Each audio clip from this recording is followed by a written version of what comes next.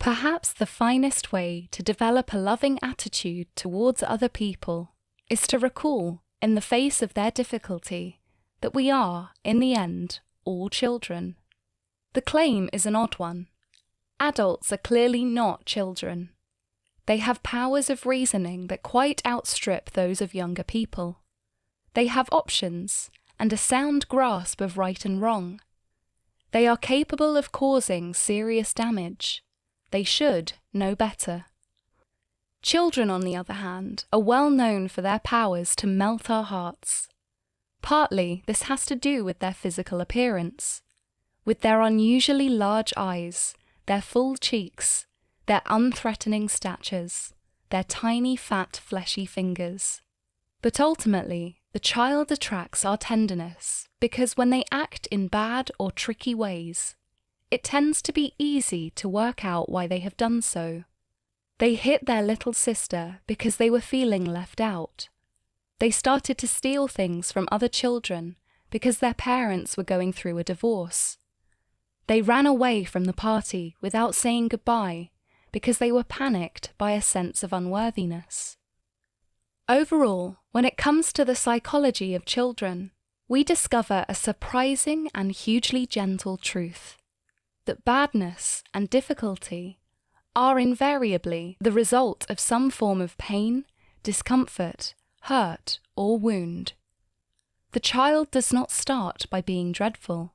They become so in response to injury, fear, or sorrow. With adults, on the other hand, confronted by nasty or terrible behaviour, our thoughts do not, for understandable reasons, generally turn to imagining why it might have occurred. We're satisfied with nimble and compressed reasons, because they're an arsehole, because they're crazy. This will do for now. And yet, it is always open to us to wonder why someone acted as they did. And here we are liable to stumble on an always provocative and properly revolutionary idea. The reason why little children and big people do wrong is, despite the differences in age and size, exactly the same. One category may be no bigger than a chair. The other can be gigantic and able to carry guns, post lengthy screeds online, or start and bankrupt companies. But in the end, the psychology of blunder, meanness, and anger is always the same. Evil is a consequence of injury. The big person did not start off evil. Their difficult sides were not hardwired from the start. They grew towards malice on account of some form of wound waiting to be discovered. It is the work of extraordinary patience and humanity.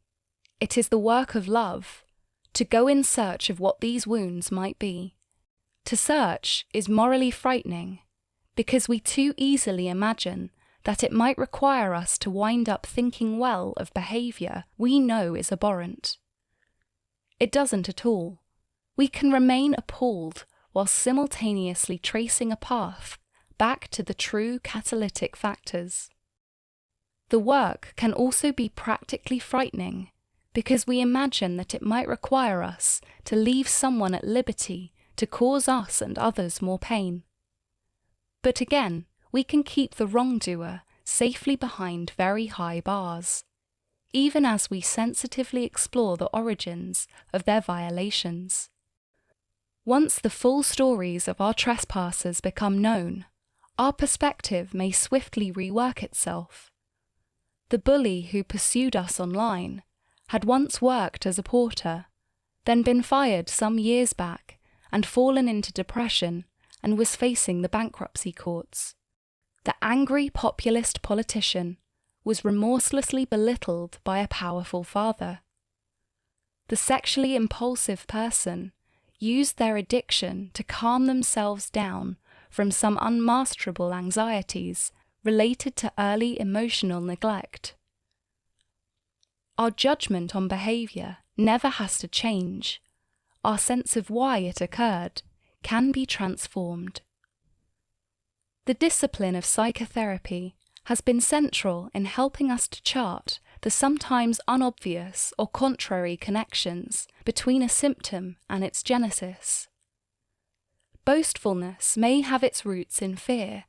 Anger can mask terror. Hatred can be a defense against love. The haughty air of the grown-up can take hold as a way of compensating for invisibility. A satirical manner can be a shield against an exiled longing for sweetness. The prison system in most countries tends to place people below the age of 18 in separate young offenders institutions, which treat inmates with a degree of kindness and hope, in order to delve into the psychology of transgression, with a view to understanding and overcoming its causes. But after this age, for the most part, prisoners are locked up in bare cells, and the key is metaphorically thrown away. They should, after all, have known better. And yet we are all, as it were, young offenders, however old we might actually be. In other words, we all need our crimes to be treated with a degree of sympathy and empathetic investigation. It is an exquisite feat of mind to be able to imagine them, as always still, at some level, infants in a cradle. Connect is a card game to foster connection and closeness, with 100 questions that help couples to rekindle affection.